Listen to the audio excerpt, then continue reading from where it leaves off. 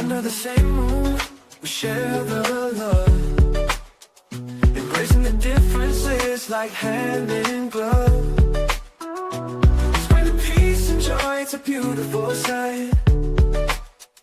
Together we shine in each other's light. And how do we stand in love's pure might? Watching the world share in love and light. Hearts beating as one in our peaceful flight. Colors of harmony painting the night. United we stand in love's pure might.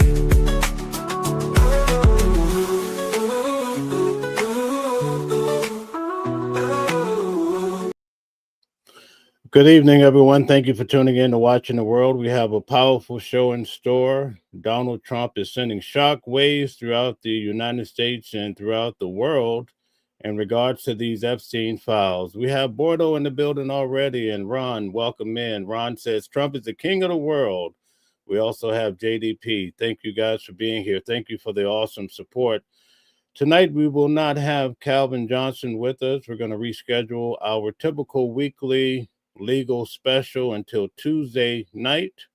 We both have some traveling going on.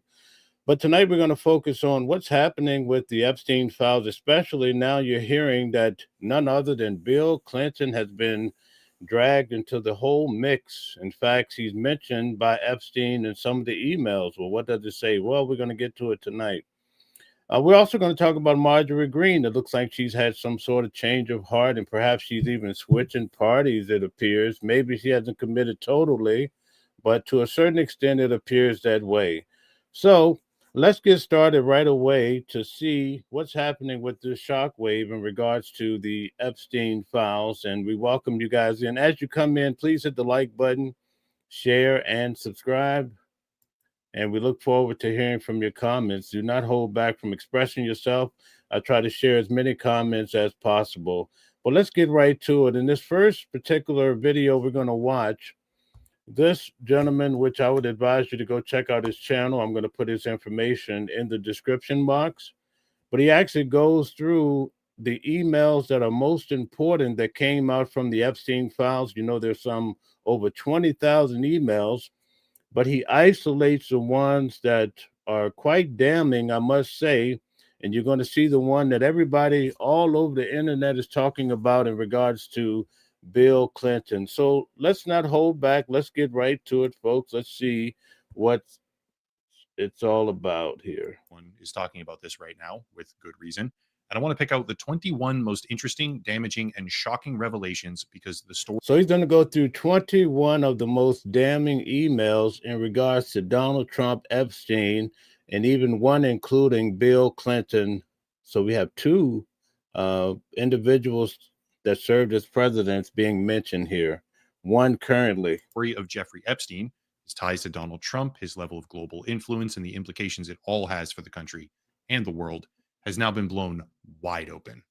Let me start off a little bit differently here. Rather than simply diving in right away, I want to begin with a sort of index glossary of names. There's a pretty hefty number of people that we need to be familiar with before comprehending these emails. So at the very start, right now, I want to go through one by one and explain who these people are. So, hello, Tracy. Thank you for your expression. I understand. Brian, welcome in as well. Thank you, Brian. So that if at any point someone doesn't remember or I say a name that they don't recall or aren't familiar with, they can come back to the beginning and find out who. So he's going to go through all of the individuals involved in the email. So you understand as we go through the emails, you'll understand who they're from. So check this out. That person is, why they matter, etc. Here we go. First, obviously, is Jeffrey Epstein, financier, trafficker, well-connected socialite, and the main subject of the video. He was arrested in 2006, again in 2019, and he died under suspect circumstances in 2020. If you want to know more, there's a bunch of prior videos in a playlist down below, but yeah, I'm sure pretty much everyone is already familiar with who he is. Next is Ghislaine Maxwell. Maxwell was Epstein's right-hand woman, if you will. She helped facilitate all of his activities, participated directly in the... Now, I want you guys to keep in mind, I'm going to show you a video where Maxwell is now saying that Donald Trump had nothing really to do with Epstein at all. So the question I want to ask, Can she be trusted? I want you guys to answer in the comments section. Thank you, chat. Trafficking and the abuse, resulting in a conviction. But after a special interview with the Deputy Attorney General of the United States, she was moved to a minimum security holding facility with special treatment as well, and is now allegedly seeking. So, for those of you just coming in, Todd Blanche was Donald Trump's attorney when I attended Donald Trump's trial in New York City, where he received 34 felonies. Now he's second in command when it comes to the Department of Justice, and he went to meet with Ghislaine Maxwell. And after that, immediately after, within several weeks, she was sent to a really laid back prison camp. And that's what he's talking about here. Clemency from President Donald Trump. Obviously, logically, Donald Trump is next. Pretty sure everyone already knows who he is. But his wife, Melania, is also a kind of important figure because she's currently embroiled in a potential lawsuit with an author named Michael Wolff after threatening him with a $1 billion defamation suit in an effort to force retractions on some of the claims that he made about her and So we're going to see how Melania is actually tied into Jeffrey Epstein. Michael Wolff, as we just said, an author who wrote extensively about Epstein and conducted a number of interviews with him, supposedly something like 100 hours of footage, is a journalist and author closely connected to the Epstein story, who has not only made explosive claims about things he. Now, I reached out to Wolf and I'm trying to bring him on the channel. So hopefully this works out soon for you guys. We'll get a chance to hear from him directly. Allegedly saw, but also embedded himself in the controversy by targeting President Trump repeatedly. Moving on, we have Landon Thomas Jr., a New York Times journalist who is also relevant to the situation highly. But I also think it's worth mentioning that from 1994 to 1998, Landon Thomas was an asset manager at Morgan Stanley. He's not just a journalist, he's also a finance guy. Next up is Steve Bannon, former chief strategist at the White House during the first 7 months of Trump's 2016 presidency, which is very important. Then we have Catherine Rumler, former White House counsel to Barack Obama, 2011 to 2014, and Larry Summers, former Secretary of the Treasury, Director of the Economic Council, and close personal friend of Jeffrey Epstein. Still not done. There's Bill Clinton, former president, Mark Epstein, Jeffrey Epstein's. Now, everybody's going crazy on TikTok because Bill Clinton has come into the mix, and it's terrible, folks, what the emails insinuate that happened with Donald Trump and Bill Clinton. Now, can we confirm it? No. But right now, based on the emails that we're going to go through, we're going to see why people are going crazy in regards to Bill Clinton and Donald Trump. Brother, and then Linda Stone, who is a former Apple and Microsoft executive who reportedly idolized Epstein. Her name comes up in the emails as well. Almost done. Last three names. Tom Barak or Barrick, I'm not sure how to pronounce that, private equity and real estate guy who's done extensive fundraising for President Trump, also serving as the senior advisor on the 2016 Trump presidential. Okay, Vinny says, quit asking for Epstein, morons. Our government isn't giving that info because they are guilty. Okay, thank you, Vinny. Nice to have you here. JF says, there's a lot more that said he's so funny. The Democrats never came out with this before. Now this is going to backfire on the Democrats. A lot of people feel that way. S. Ferguson, welcome back, says Epstein was a blackmailing Jew. Okay. Vinny says, and don't feel like they owe the Americans anything. Okay, thank you. S. Ferguson says Epstein was a Mossad mole. Now that's being brought out by Tucker Carlson. That's a very interesting point as well. Church of the Flying Spaghetti Monster. Blessings from the Flying Spaghetti Monster. Okay, let's get back to it. Now, these are the key names that are going to be in the emails that we're going to go through tonight. Campaign, chairman of his inaugural committee, and now current United States ambassador to Turkey. There's Vitaly Churkin, former Russian ambassador to the United States. And lastly, Thorbjorn Jagland, former prime minister of Norway and secretary general of the Council. So we have Russia, Turkey, Norway, and a host of people in the United States. Of Europe. There's a few more names here and there, but those are the ones that we need to fully understand because the 21 most. So we're going through 21 emails. Pay close attention how Donald Trump is mentioned in these emails. These are the most damning emails that they do have. Not to say that it's anything nefarious to the point of taking the president on a negative run, but we're going to go through it either way. Most interesting or damaging emails specifically refer to, come from, or are exchanged with one of these people.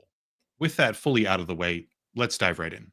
20,000. Now, before we get to that, 21,000 emails. Debbie says nobody can be trusted, even family. Leave President Donald Trump alone. Let him do his job. Maybe if you idiots would stop aggravating him to death, maybe he wouldn't be so pissed. Leave him alone. Okay, thank you, Debbie, for your expression. Okay, JDP says like, share, and subscribe. Okay, so let's check out these emails. Emails have been released by House Democrats and House Republicans in a complete mess, by the way. The formatting is terrible. It's just, they're all over the place. But those emails are now being dissected by the internet at large. Thankfully, there is a searchable Welcome to you, BJ Breachy. Nice to have you here. Database that was put together by Courier. And guys, hit the like button, please, and share and subscribe if you like the material, which I'll link down below for anyone interested. So the process of finding and sorting out relevant versus irrelevant emails becomes much, much easier. And after doing precisely that, these are the top 21 things that I believe are most interesting, damaging, and shocking from all of them. Here we go. Number 21. This is an email from Jeffrey Epstein to Landon Thomas Jr., New York Times journalist, in 2015, after Landon Thomas said that everyone was coming to him thinking that he had juicy info on Epstein and Trump. Quote, read the BuzzFeed Read My Airplane Logs and Hawaiian Tropic contest, / have them ask my houseman about Donald almost walking through the door, leaving his nose print on the glass as young women were swimming in the pool, and he was so focused he walked straight into the door. End quote. Not the most salacious thing in the world, to be honest, distracted by young women in a pool, but I figure we might as well start slow at the beginning. Number 20. Now, keep in mind, Donald Trump said that he had cut off dealing with Epstein much earlier, and that occurred in 2015. So let's keep these dates in mind. Contained in the very same email thread about how people assumed there was juicy info, Epstein also says, quote, would you like photos of Donald and girls in bikinis in my kitchen? End quote. Okay, so allegedly he's saying he has pictures of Donald Trump and girls in his kitchen. Okay, then he says it's all Democratic propaganda. Well, let's get to it. Let's see what's happening. Still nothing explicitly wrong with that per se, but certainly a step up in severity. That is, Epstein offering ambiguous or potentially compromising photos of Trump to a reporter. Number 19. This is where things get much more complicated.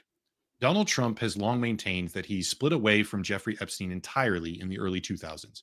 There's been multiple contradicting reasons directly cited for that breakup, let's call it, but all of them occur between 2004 and 2007. At least that's what we've been told. In an email thread from an... So just so you guys know, we cover it extensively here on the channel, but there's two reasons that we've heard so far.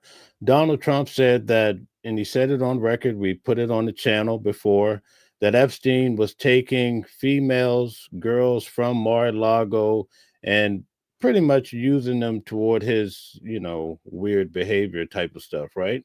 But then there's also on a separate track, there's another story being told that Epstein showed Donald Trump a piece of property, says, hey, I'm really digging it.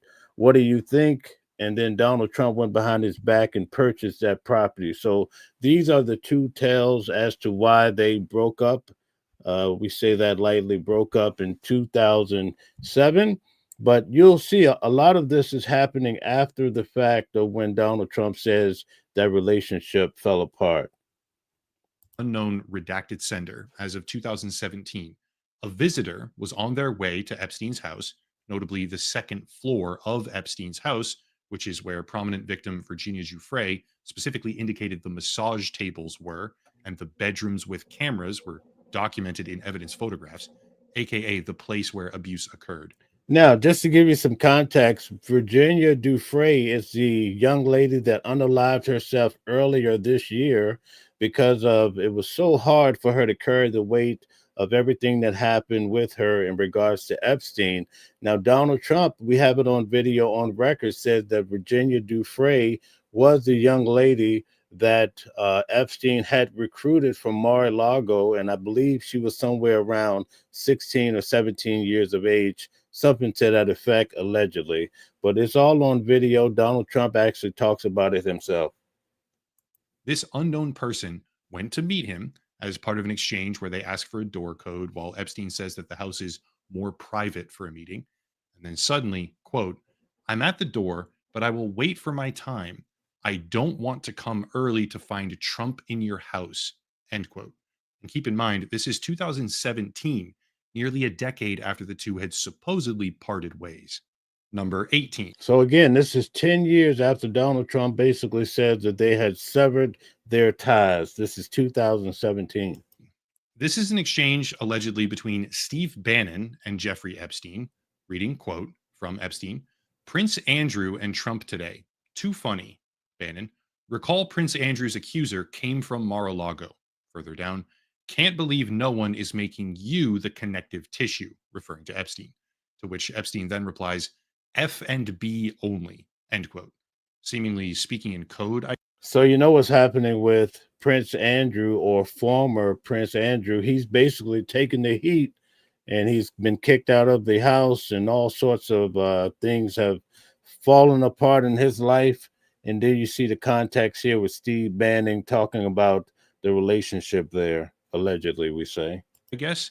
I'm not entirely sure what to make of that one, but I certainly thought it was interesting. Number 17. This is an exchange between Kathy Rumler, former White House counsel to Barack Obama, and Jeffrey Epstein in 2014. Quote from Epstein: you need to talk to boss. Rumler responds: agreed, but I need to be prepared to say yes before I talk to him. Epstein again: understood. It comes down to high risk / reward, low risk / reward, professional, emotional, and financial. After which Rumler responds: most girls do not have to worry about this crap. And Epstein says: girls? Careful, I will renew an old habit. After which he lists off some of the world's most powerful businessmen and politicians, saying, you are a welcome guest at any. Also, if you think there are interesting people in town, everyone here for Climate Summit, Clinton, Security Council, holy shit, I'm on or next 30 minutes, end quote. One thing I should mention right now before going further, these emails are absolutely full of typos. Epstein and multiple of the people that he regularly corresponded with had precisely zero regard for proper grammar. So if it sounds like near gibberish at times, that's just what the emails look like.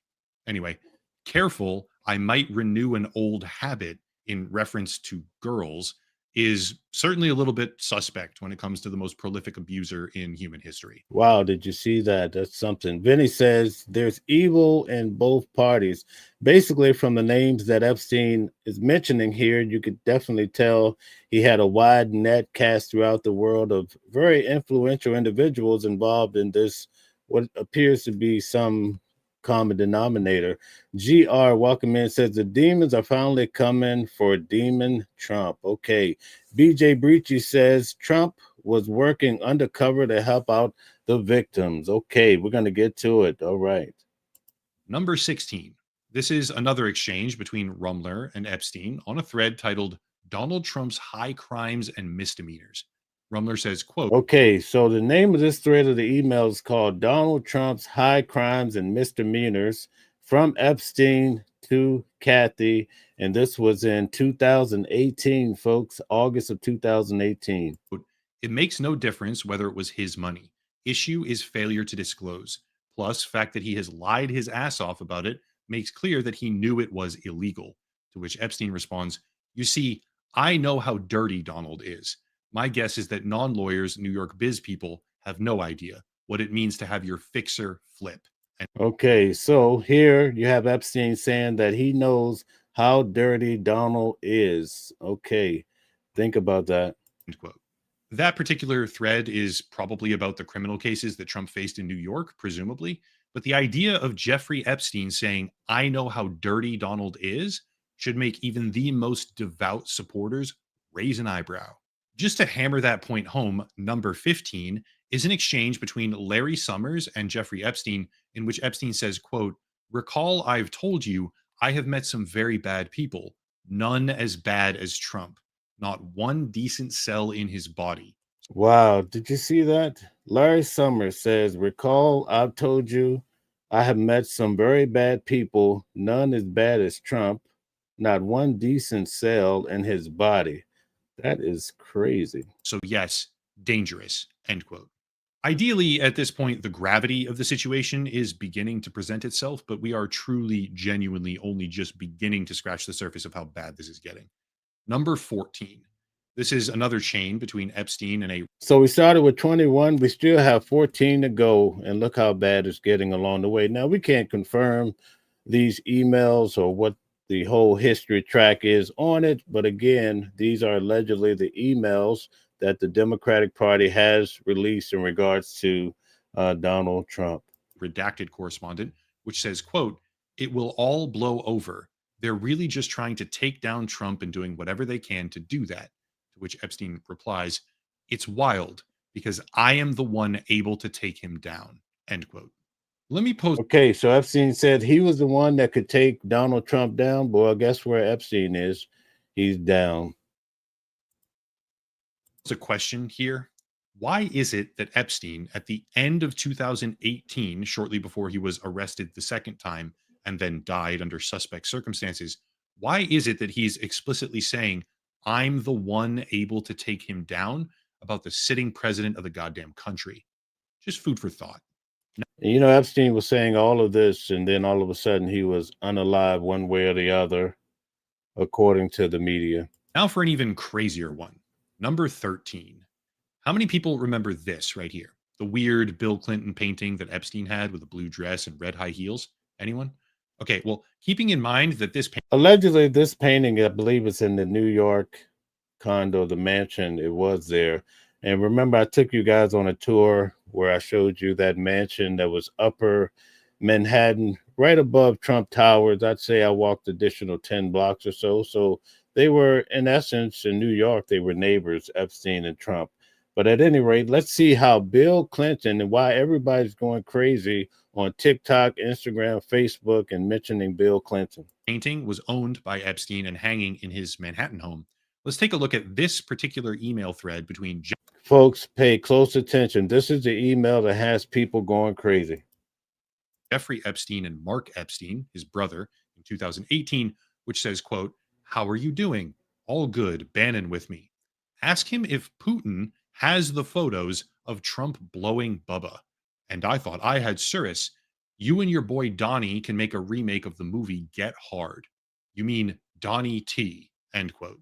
For the sake of clarity right now, just in case anybody didn't pick up on this, he doesn't say if Putin has photos. He says if Putin has the photos, implying they're definitive. So, according to this email on Wednesday, March 21, 2018, Epstein sent this to his brother, Mark. He says, ask him if Putin has the photos of Trump blowing Bubba. My God, what a shame.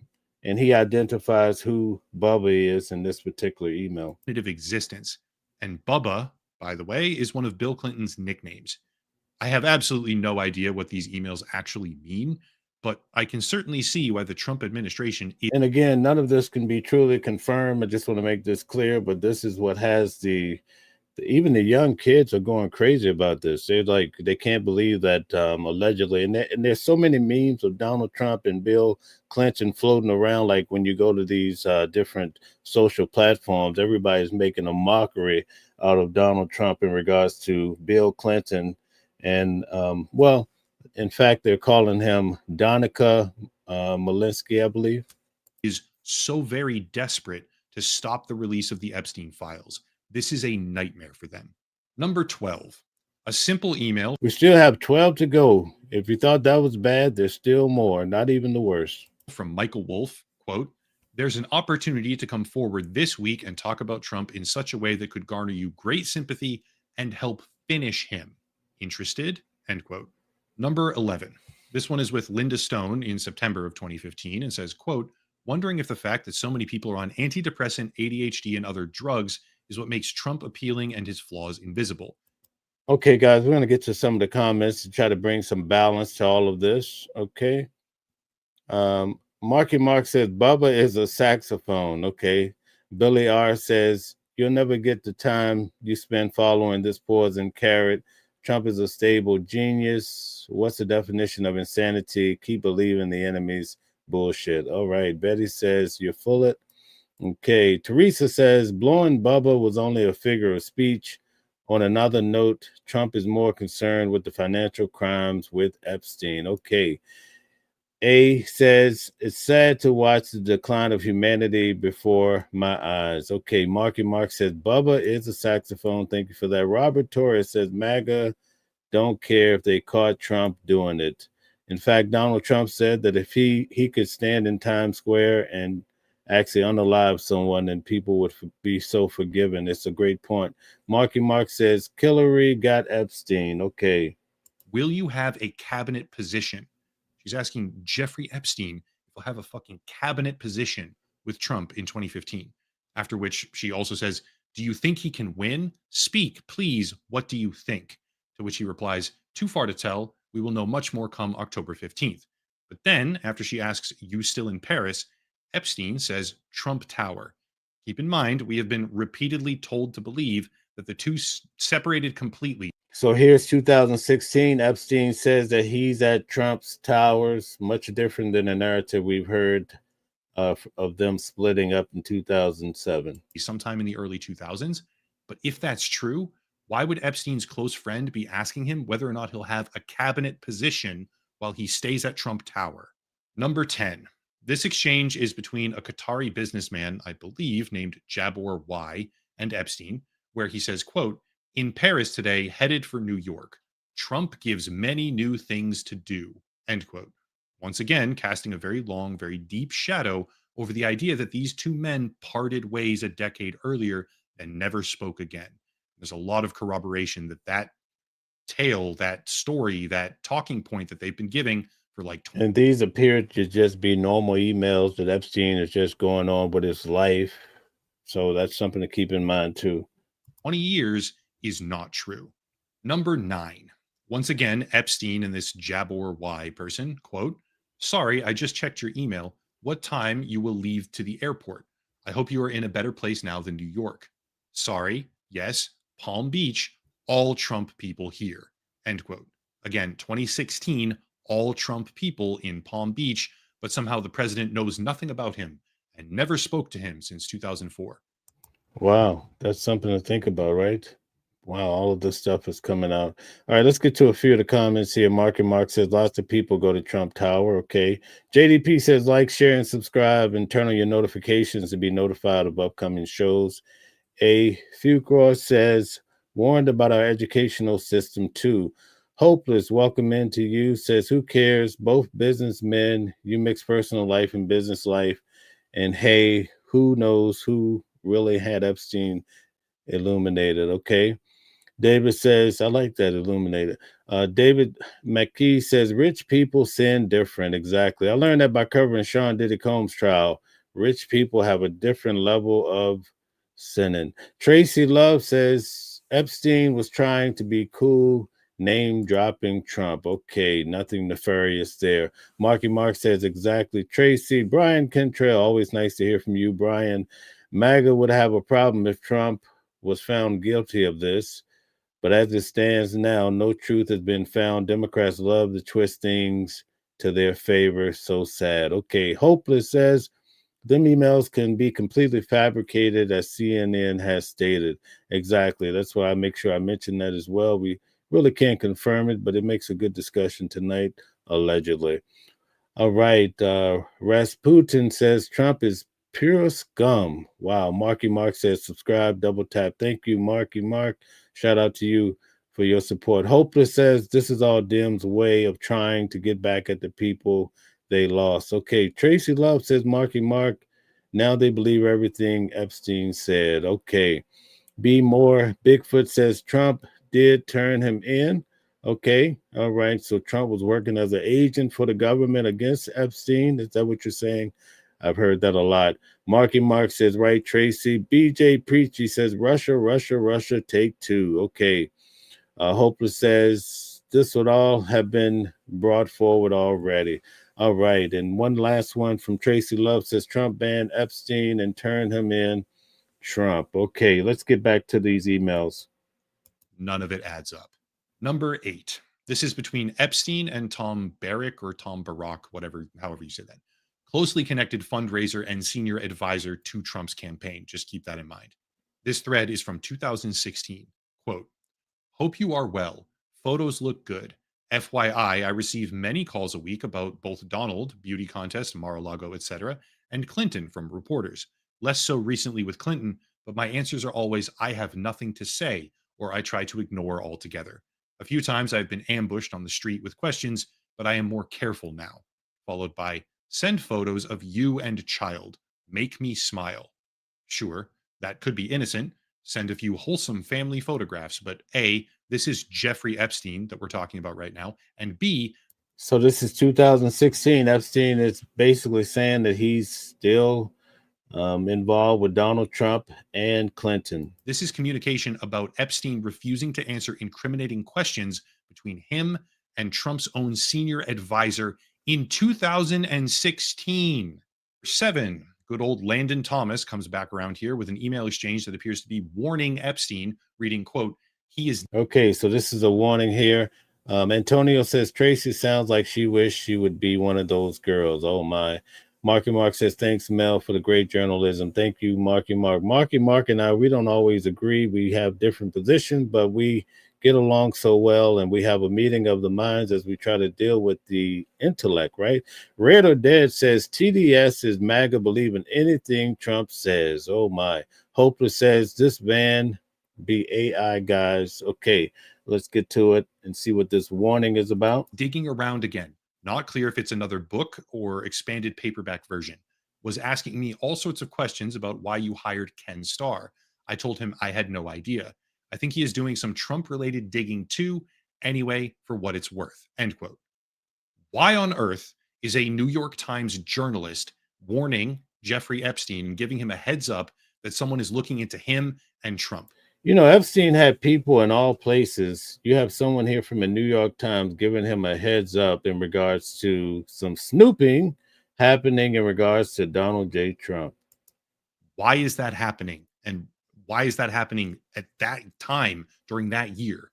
Number 6, Landon Thomas to Jeffrey Epstein, quote, he is scaring the shit out of me now. He could well tank the global economy. Can Barack talk sense to him anymore? Maybe it's time for you to jump in now. Given how he is throwing caution to the wind in such epic fashion, why wouldn't he take your call? Give it a shot. To which Epstein replies, he feels alone and is nuts. I told everyone from day one, evil beyond belief mad, and most thought I was speaking metaphorically. It's obvious he could crack. Stormy Daniels, lies after lies after lies, end quote. Okay, so you see what's happening there. Brian Cantrell says, Jesus says, woe to the ones that hurt the little ones. God, the creator, will take care of this. I think you're referring to Matthew chapter 18, and maybe I think it's expressed in Mark chapter 11 also. All right, thank you for that point. Marky Mark says Clinton went to the island 26 plus times. Trump never went to the island. Never, never. Okay. Be More Bigfoot says no one knew what Epstein was doing. Marky Mark says I've been to the island. Okay. JDP says enjoy what you're watching. Please like, share, and subscribe, and consider becoming a member. All right, beautiful. JDP, you're one of a kind. Red or Dead says Trump never shut up about the Epstein files, but now he's in power. It's all a hoax. LOL. Okay. The world's most notorious sex trafficker, okay, directly referring to the sitting president as evil beyond belief.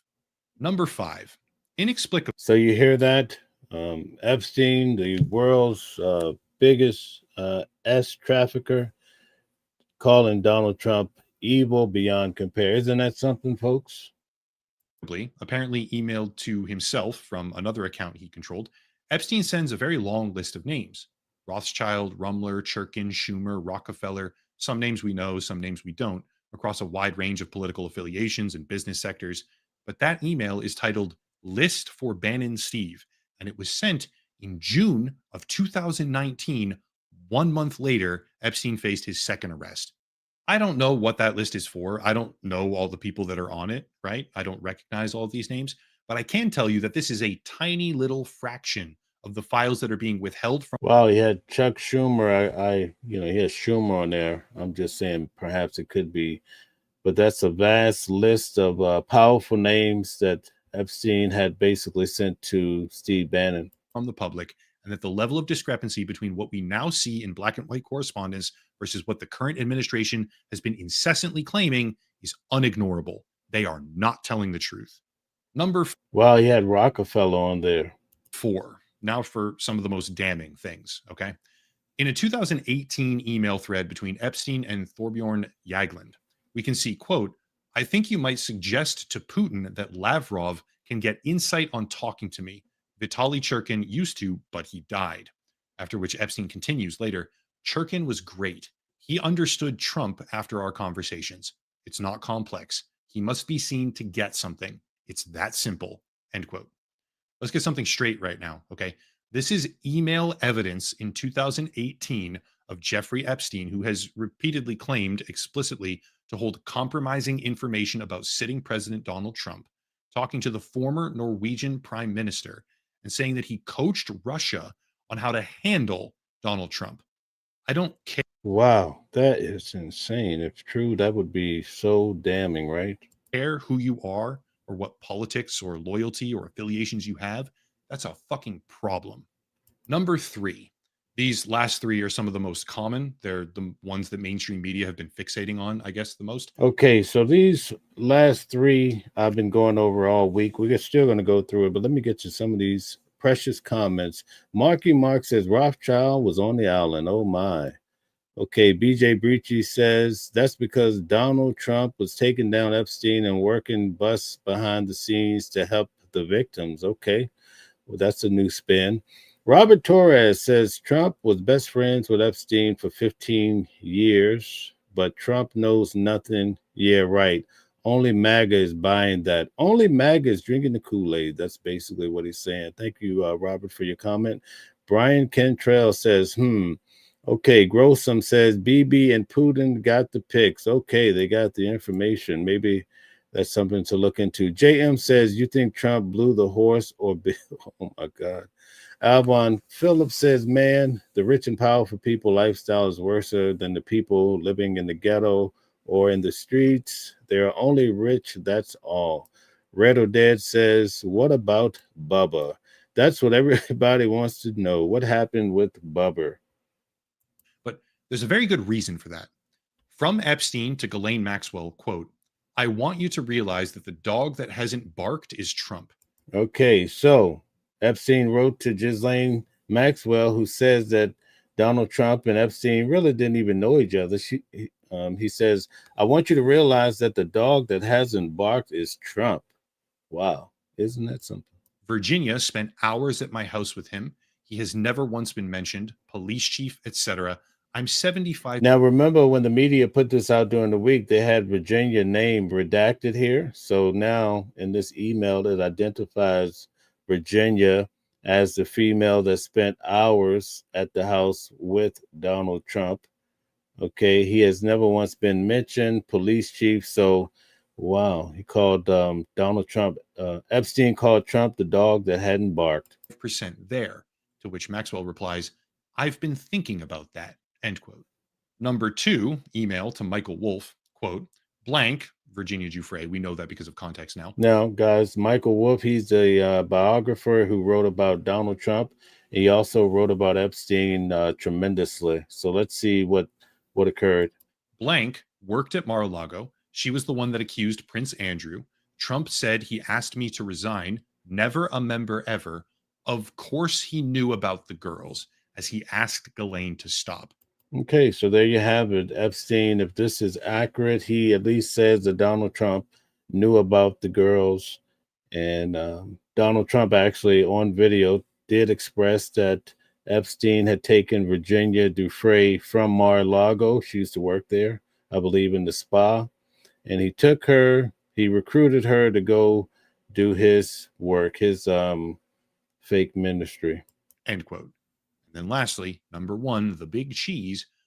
All right, here's the big one, guys. From Michael Wolff to Jeffrey Epstein at the end of 2015, quote, I hear CNN planning to ask Trump tonight about his relationship with you, either on air or in scrum afterwards.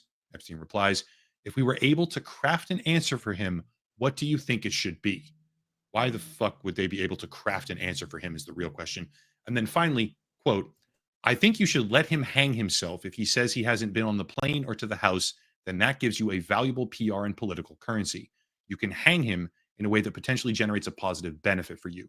Or if it really Now, what's so ironic about this is that they're talking about how to hang the chief man of all time, right? And that's actually how Epstein ended up unaliving or leaving here. Isn't that something? The trap he was trying to set figuratively turned out to be his way of being out of here. looks like he could win, you could save him, generating a debt. Of course, it is possible that when asked, he'll say Jeffrey is a great guy and he's gotten a raw deal and is a victim of political correctness, which is to be outlawed in a Trump regime. End quote. Those 21 emails, okay, I'll just let people kind of mull over and unpack those for themselves. Those 21 emails, although in proper context, I am absolutely positive that there's more, let alone the rest of the files that are being suppressed and withheld, but by this overtly corrupt administration. Those 21 email threads, let's call them, are the notable standouts of the latest Epstein document release that I saw. And if you go So, guys, we're about to get really into this whole thing now. We're going to see how Donald Trump responds. We're going to see how big media is responding to all of this, especially when it comes to Bill Clinton being caught up in the mix. Would be interesting to know his position on it. Brian Cantrell says SOMAGA is called delusional because they are supposedly hearsay. Problem is, we have proof of Democrats and lies over so many different allegations. Okay, thank you for breaking that down, Brian.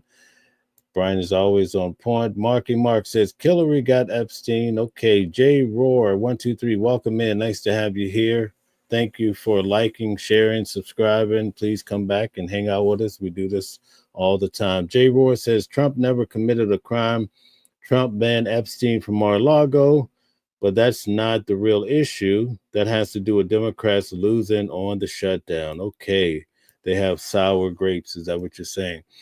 Gary says Trump never flew on any plane of Epstein's or went to island libtards. I did see the log, and according to the log, Donald Trump's name allegedly is on it from what I saw. BJ Breachy says, yes, Trump told her that if something is happening, it better stop. Okay. Juan says, tomorrow is the big day. Okay, tell us all about it. Break it down for us, Juan. Teresa Allred says Epstein was trying to get others to roll on Trump without Trump knowing it was him. Okay, he was a sneaky rat. Okay, Red or Dead says Clinton, Trump, whoever, locked them all up. Okay, do you want to throw away the key? All right. Motor Scooter says, who's Bubba?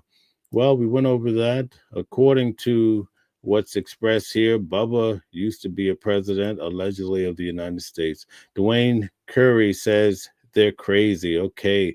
Marky Mark says Don Jr., not his dad. Okay, let's finish this up and move on. back across the saga thus far, these emails make it abundantly clear, overwhelmingly clear, that pretty much everyone involved has been lying through their teeth the entire time, and that the truth is absolutely horrific. Guys, how do we survive in a world where we're just being lied to? Everybody lies, even at the top seats of the world. People just lie, and you don't know what to believe anymore, right? For Donald Trump. Like I said before, this is a developing story across many months that I'll talk about to the bitter end over and over. But for now, that's it. Okay, very good. So we're going to move on here. We're going to check out and take a different spin and see what's happening in regards to the Epstein files. Let's check out let's see, Bondi to investigate Bill Clinton. Donald Trump wants all this to occur. Let's check it out. I want to bring in MSNBC's Vaughn Hilliard, who's covering the White House. Eugene Robinson is a Pulitzer Prize-winning columnist and MSNBC political analyst. Tyler Pager. Guys, Motor Scooter says that's some sick BS. Okay, Eric Fuentes says the rich use religion and fear to get their way.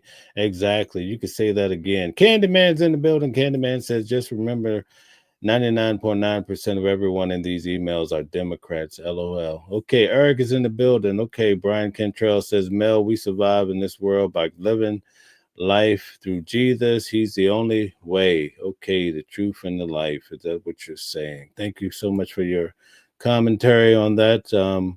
And I believe that's it. Let's go back and see if we missed anybody. Brian Cantrell says, Motor, I think Bubba is Clinton. Okay, according to what they're saying, Candyman says, hey, I say, hey, back at you. Marky Mark says, that's right, the Democrats. Okay, he's pointing all fingers at Democrats. Is the New York Times White House correspondent and co-author of 2024, How Trump Retook the White House and Democrats Lost America. Tara Setmayer is former GOP communications director, as well as co-founder and CEO of the Seneca Project. Eugene, there has been a consistent message from survivors and many of their supporters about the efforts to release these files. This is about justice. This is about standing up against heinous acts. This is not about politics. So I just want to mention the broadcaster here. I was in line with her at Donald Trump's trial. She was really nice in person, took a lot of pictures with her. She was very knowledgeable, but she attended Donald Trump's trial, the one where he obtained 34 felonies. Is that why the administration's political messaging isn't working? You know, the administration is usually a lot better on political messaging than it is on the Epstein case. And one big reason is Donald Trump, President Trump. The Wall Street Journal is absolutely right. He keeps acting as if he has some horrible thing to hide, even though I've not seen any evidence, certainly not any hard evidence, that says he's guilty. Yeah, I think he needs a crisis manager, guys. Hit the like button if you don't mind. Thank you very much. Marky Mark says Clinton did go by Bubba, but he also called, let's see, I can't see that anymore. 1 second here. He also called, his saxophone Bubba. Okay, Scooter says America first, America first. Okay, Brian Cantrell says red, laugh out loud. Says Enter the Dragon, the movie. Okay, with Bruce Lee, show the same thing about Epstein. Okay, Marky Mark says, I like Eugene. Okay, all right, let's see what's happening here. Of anything in terms of Epstein and the young girls, yet he acts as if he is. And this extraordinary effort, for example, just in the last couple of days to somehow get Republicans to take their name off the discharge petition in the House. It just adds to the series of actions that make him look guilty, even if he isn't. So, Tara, let me play a little bit more of what Sky Roberts said in response to the administration's claims that this is all a hoax. I want to be very clear. If my sister was here today, she would be appalled. Guys, this is Virginia Dufresne's brother here. By this administration. She would not refer to President Trump as a gentleman. He's not acknowledging survivors. Not once has he even acknowledged my sister in the sense of who she was. And again, for those of you that just came in, his sister, Virginia Dufresne, used to work at Mar-a-Lago. Donald Trump himself stated on video, we have the video, that Jeffrey Epstein and Maxwell basically recruited the young lady from Mar-a-Lago to go do the terrible things that occurred earlier this year. She unalived herself because of all the trauma that she went through. This is her brother. The hero, I just think it's time to put a little respect on her name and all survivors' names and treat them as heroes. And stop and just stop the nonsense, this political BS that just keeps coming out of his mouth and the administration's mouth. It needs to stop. I mean, Tara, a little empathy can go a very long way for the survivors, for their families who have been just waiting for justice. How do you see the way the White House and this president are handling this? Well, it's a disaster for them, and it has been. I'd like for you guys to answer the same question. How do you feel the White House and the president is handling this situation? Do you feel like there's something nefarious, or do you think the president is clean from any guilt in this particular scenario? From day one. I mean, this is something, the Epstein saga has plagued Donald Trump for years, which is why he's bending over backwards to try to bury the truth from coming out. This is not the type of behavior of someone who's completely innocent in the situation. If everything was above board, then the files would have been released on day one like he promised. Or like his attorney general claimed that there were files sitting on her desk months ago when she was on Fox News, and those files all of a sudden disappeared.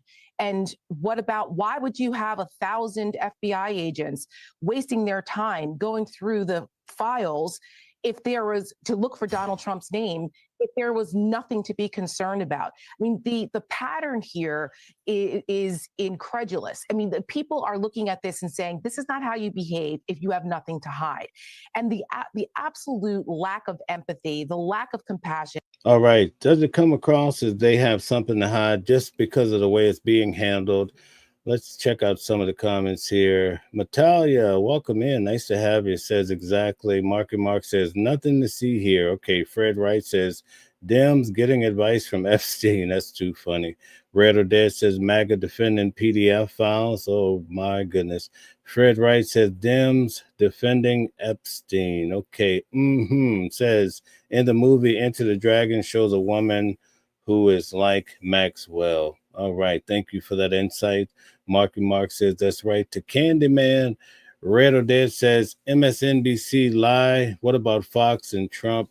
LOL. Okay. Candyman says, and Trump had Epstein arrested for it back in the early 2000s. Okay. All right. Let's keep moving here. Love Thy Brother says, MAGA is falling. Plenty of MAGA voters are burning their hats. I saw that. And I think a lot of that had to do with the Bill Clinton issue that came out, because there's some allegations with Donald Trump and Bill Clinton in connection with Russia that we already covered to a certain extent. And guys, this is all allegedly, and we don't know the real truth of the matter, but it's just what's happening right now. Sean Washington says, come on, it's politics. They clean up everything. Okay. Every president has dirt on them, especially by the time they leave office. Amen. Richard Brown says, one bed fits all. Oh, my. Okay. Leviticus 1971 says, Forrest Trump is now the captain of the Bubba Shrimp boat. My God. Red or Dead says, imagine if Biden released the files. It's all fake news, a hoax. Russia. You so predictable. Okay. Mark Jag says 60% of increase of housing was created by the influx of illegal immigrants. Speak on it. Tell us all about it, Mark. Thank you. Eric Erickson says, who's next on the Epstein list?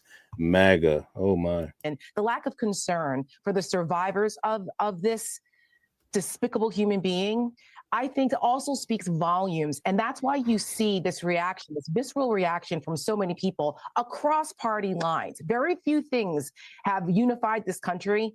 But I think that what you're seeing happen right now, there is a certain amount of empathy. When you have Marjorie Taylor Greene and AOC on the same side of an issue, that speaks volumes. And the dam could potentially be. Are you guys surprised about Marjorie Taylor Greene and how she seems to be switching up? Are you shocked by that? Breaking here with MAGA. And because these Republicans are looking at the way Donald Trump is handling this and saying, release the files already, or we're not going to align with you if you're continuing to obfuscate over a sex trafficker pedophile.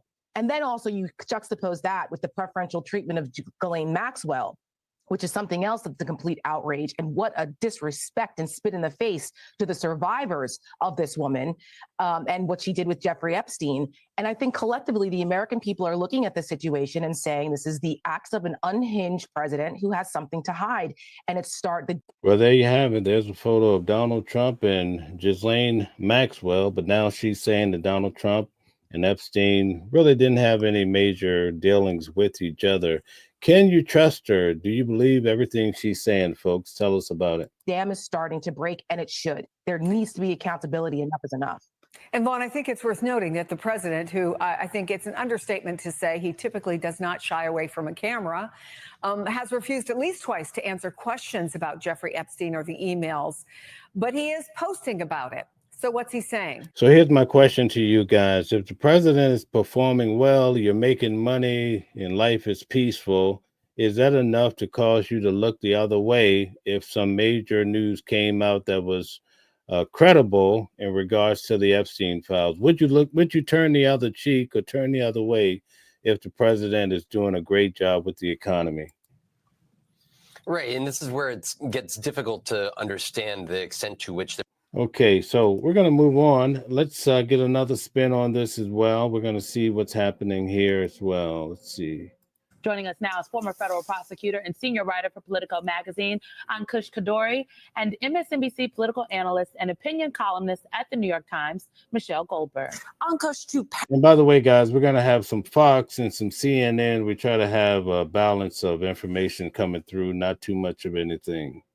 Parrot what Simone just said, you'd think, right? Like any person with basic logic would think that the DOJ would be interested in this. If the demand were legitimate, wouldn't they just have opened the investigation months ago? Yes, Teresa, by the way, Jesse Jackson is preparing to leave this world. Yes, indeed. It's a sad moment. A gentleman that has contributed a lot to this country, I believe. Candyman says no one is above the law. Okay. Love Thy Neighbor says no. Either way, those were children. Okay. Red or Dead says, why did Trump put Maxwell into a minimum security prison and being pampered? That's what we started off the show talking about as well. J666 says, why should it matter who's in charge if Dumpy Diaper Pants is a diaper sniper? He needs to go to prison. Oh my. In Too Deep says there is no connection. Okay, no connection. Who is in charge of, let's see, the comments are moving so fast. There's no connection with Trump, and the victims already stated that they can't release all files because of witness protection. Okay, thank you. Sherry Brown says, but he's not doing a good job on the economy. Good point. Yes. I mean, at any point they could have reopened this investigation. Whether that's a good idea is a separate matter. But yeah, no, this coming when it does now, I mean, it just appears to be what it appears to be. The president trying to deflect from a burgeoning political scandal. It's an abuse of authority, a corruption of the Justice Department's integrity and mandate to be just blatantly used for partisan political purposes in order to shield the president from public and political scrutiny. And Michelle, help me understand something here. So ever since the big Epstein dump of emails hit earlier this week, the president's out there saying, like, this whole thing is a hoax. Whole thing is a hoax. So, Michelle, if this whole thing is a hoax, why is the president calling on the Justice Department to look into President Clinton, J.P. Morgan, Larry Summers, Reid Hoffman, and all these other people related to the Epstein files? Look, obviously the president is not known for internal consistency. My worry about this, I mean, look, if the Justice Department wants to investigate Epstein's ties to J.P. Morgan and Chase and even, Lawrence Summers, have at it. They probably should have done that ages ago, although I suspect if there was anything there to be found, they would have jumped in that already. I wonder if the reason that the president wants this investigation open now is because there's going to be a vote next week that's likely to get significant Republican support to release the files. There will be a lot of pressure then for it to be taken up in the Senate, and it could end up on his desk. And so he gives him, and maybe Republicans who want to stand with him, at least a kind of thin pretext to say, well, we can't release these files. Guys, some in the comment section, BJ Preacher is saying that J.D. Vance would be an amazing president. Do you guys feel that way? Files when the investigation is open, which is, by the way, probably why the files weren't released during the Biden administration. I mean, to Michelle's point, the Biden administration officials at the time and then afterwards have said that there was an open investigation during the administration. Guys, please take a moment to hit the like button. I really do appreciate the support. And Ghislaine Maxwell had appealed to the Supreme Court. Her appeal had not yet been heard or taken up or anything. And so they weren't releasing anything. But I want to remind everyone at home. And be sure to come back tomorrow for News at Noon. We do that every day, folks. That according to the Deputy Attorney General of the United States, the emails in question right now, the Justice Department didn't have. According to Todd Blanche, the Epstein estate had these emails. According to the Epstein estate, allegedly, I'm just telling you what the Epstein estate said, y'all. The Epstein estate said the Justice Department never asked them for this, not They don't have any recent requests from the Justice Department. The requests that they had were from the House Oversight Committee, and they complied with the requests that they had. And that's where we got these emails. You know, Donald Trump wants to talk about Bill Clinton. Let's talk about Bill Clinton. Was he on the island? Well, Epstein emailed to Michael Wolff about Bill Clinton sent on January 2015. Email: Clinton was never, ever there. All right. Well, guess that closes that part of the investigation. Epstein email. I want to know about Donald Trump and Thanksgiving. How about that? Ankush, treat this up for you. There's some takeaways from new emails about Trump and his late friend Epstein. Epstein claimed he was spending Thanksgiving in 2017 with Trump. According to White House records, Trump spent Thanksgiving of 2017, his first as president, at his Mar-a-Lago resort in Palm Beach. The White House did not disclose the guest list. Ankush, everybody but Donald Trump apparently needs to be investigated for the emails. Why is the president acting like he is implicated as a pedophile in these emails? No one's ever said the president was a pedophile. He's the only person acting guilty. Yeah, no, I think it's important to say that there has not been evidence that he was engaged in or aware of criminal misconduct.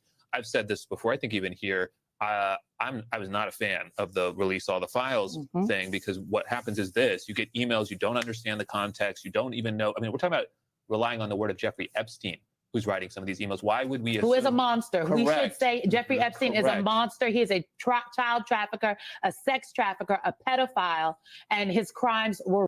Ooh, those are some strong words to use for Donald Trump when he has all the power, right? He's been turning the tables on so many people. A lot of people are not happy with J.D. Vance becoming the president. They says, no, good, we good, bro. We good over here. Okay, BJ Breachy says J.D. Vance would make an amazing president. Okay, Brian Cantrell says, I agree that Maxwell should not be in the minimum security prison. In fact, in the minimum security prison, you shouldn't be there, I believe, according to the stipulations, if you are guilty of SA in her case. So that's a big red flag. Robert Torres says MAGA knows he's lying. They just don't care. Party over humanity. Okay, Bruce Young, welcome in. Nice to have you here. Says, I'm not so sure he'd be very good for the job. There's something about that guy. I can't put my finger on it. Isn't there some video or something about him making out with a couch or something? I saw that before. Sean Washington says, nah, bro, we good on that. Talking about J.D. Vance. Robert Torres says, J.D. is bought by Israel lobby. Okay. Aunt Willie says, weak men. Teresa says, amazing for you. Don't speak for me. He's pretty uneducated. Okay. Red or Dead says Maxwell gets a pardon. She has dirt on Trump. Okay, wow. Chris Holmes, welcome in, says Trump is a liar and a fraud. Brian Cantrell says not only will J.D. Vance be a great president, he will be the next president. Okay. Candyman says the crimes weren't a hoax, but this hype coming from the left is a hoax. No one is going to jail. This is a waste of hundreds of millions of dollars in taxpayers' money.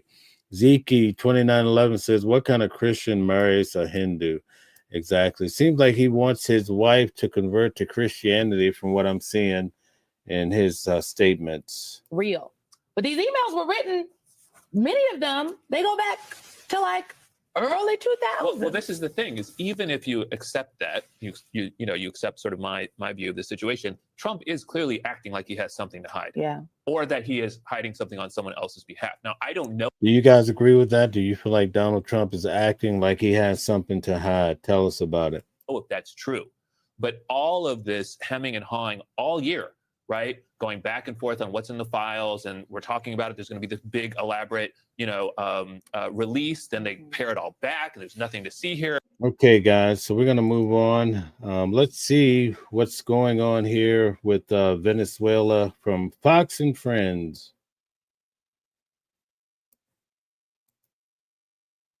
Have you made up your mind on what you'd like to do for as far as action? I sort of made up my mind too. I mean, I can't tell you what it would be, but I sort of made it. President Trump puts Venezuela on notice as the Pentagon launches Operation Southern Spear. This is now a named operation to target narco-terrorist networks across Latin America. Let's break it all down here at the Wall. About 25% of all deployed U.S. warships are now in the Caribbean with the arrival of USS Gerald. So many people who view the channel love Fox. So can we get a like? Can you get a like for a little Fox today? Ford, the newest and largest warship in the U.S. Navy's inventory, joined by dozens of other warships, including guided missile destroyers, have a few guided missile cruisers in there, Lake Erie, USS Iwo Jima, an amphibious assault ship, of course, loaded out with 2,000 Marines in full. So tell us in the comments, what is this all about? Do you think this is just about drugs? What's going on in Venezuela? Combat load, all taking place, of course, just here off the coast of Venezuela. And don't forget, we have B-52 bombers from Barksdale Air Force Base in Louisiana. We have fifth-generation F-35 fighter jets in Roosevelt Roads, Puerto Rico over here. That's an old Navy base that was been shuttered for many years, now back. And of course, all this to combat the narco-terrorists that have been smuggling drugs across the Caribbean. And there's been 20 strikes against these suspected drug smuggling vessels, killing dozens. And right here, you also see the Wow, none of your business says fishing boats. That's too funny. Oilers have arrived here as well. Of course, when the USS Gerald Ford arrives, it's the newest aircraft carrier. You have to refuel that. Of course, it has 2 nuclear power plants on board that aircraft carrier, but you have to refuel the jet aircraft. And in addition to the bombers, of course, you have the Marines, you have the F-35s. We talked about that in Puerto Rico. Again, about a quarter of all U.S. Navy warships deployed in the world right now are here off the coast of Venezuela in the Caribbean, ready for any potential orders from the commander-in-chief to strike. And with that, let's bring in our guest, Rebecca Heinrichs, Hudson Institute Senior Fellow and Foreign Policy Expert, no stranger to the program. Good morning, Rebecca. Good morning, Lucas. Good to see you. Do you think regime change is possible in Venezuela? Something we've heard many questions asked to President Trump. Well, I think that President Trump and Secretary of State Marco Rubio has been pretty clear that this is really to pressure the regime to stop sending drugs, that the Maduro regime is a narco-terrorist organization. It allows its territory to be used for the shipment of drugs, trafficking. And so that is the primary reason that has been given. But as you point out, Lucas, that's a lot. Okay, let's get a little insight from the audience here. Slayers of You says Donald Trump is trying to cover up and literally going to war to avoid Epstein files. LOL. You guys support a PDF. Sick Republicans. Okay. Motor Scooter says distracting from his dirty deeds. Okay. All right. Cavalier KC says no, Fox sucks. Okay. So you don't like Fox. Others don't like CNN. It's never going to be a lovely day. Robert says the oil, they want to steal the oil. Okay.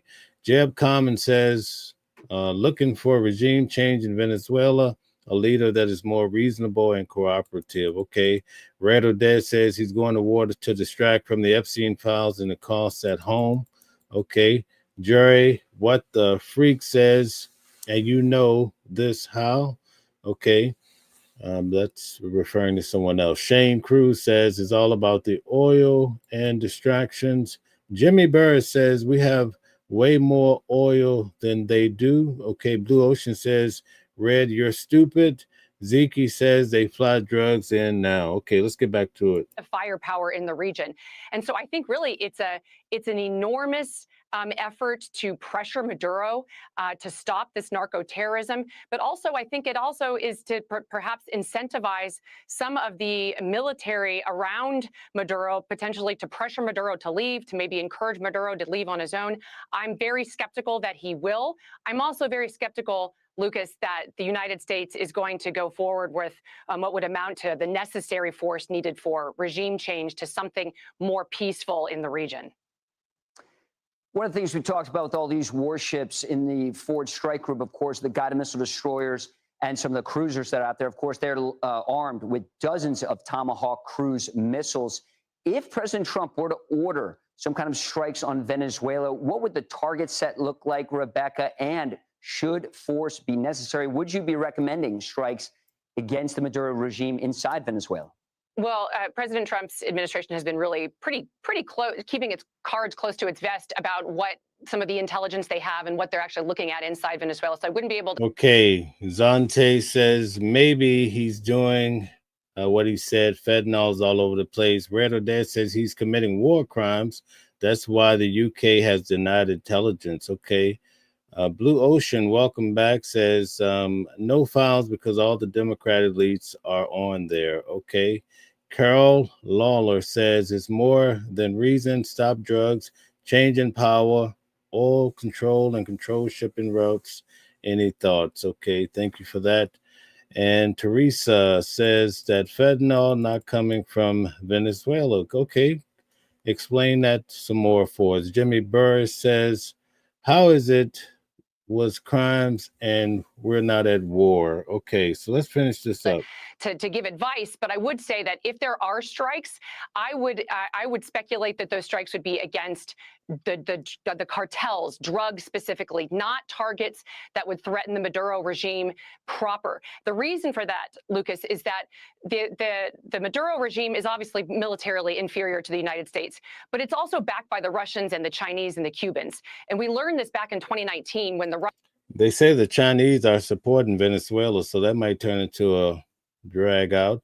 Dream Big Dream says traitor Trump is the worst president in the history of America twice. Okay, Brian Cantrell says no fishing boats have been bombed, only drug boats. Curtis Gill says at the end of this, all this crap going on, Trump will come out on top and still be president. Okay. Do you think he'll be president again in 2028? Russia sent forces into Venezuela to kind of back Maduro and to intimidate the United States. So I think it would be a mess for the United States to get involved in regime change specifically because it would take a lot of U.S. power to get opposition forces that we want, the pro-democracy We have 500 people. Can we get 500 likes? Thank you very much.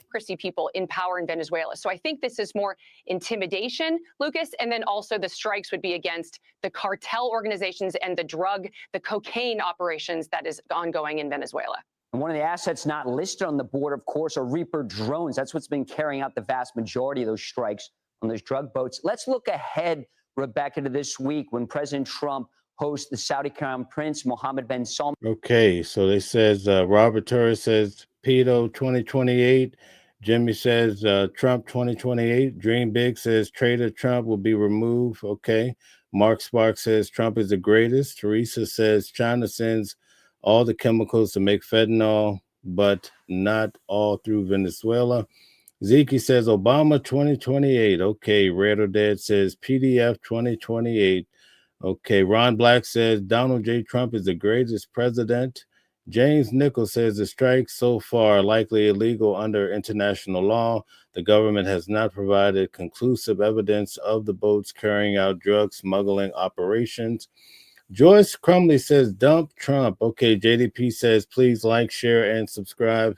Double tap your screen. Thank you guys so much. We're going to move on here. We have 2 more videos to go before we wrap up today. Let's check out and see what's happening in regards to who's being protected by Donald Trump.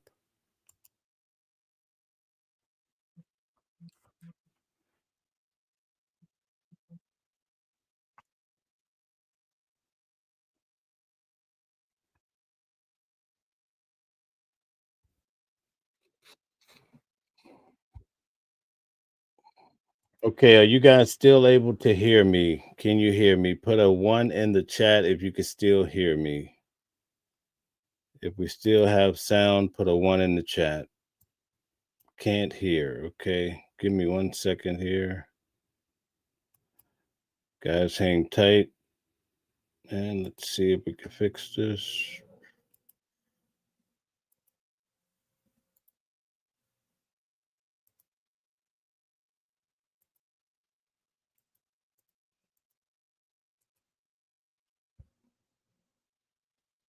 Okay.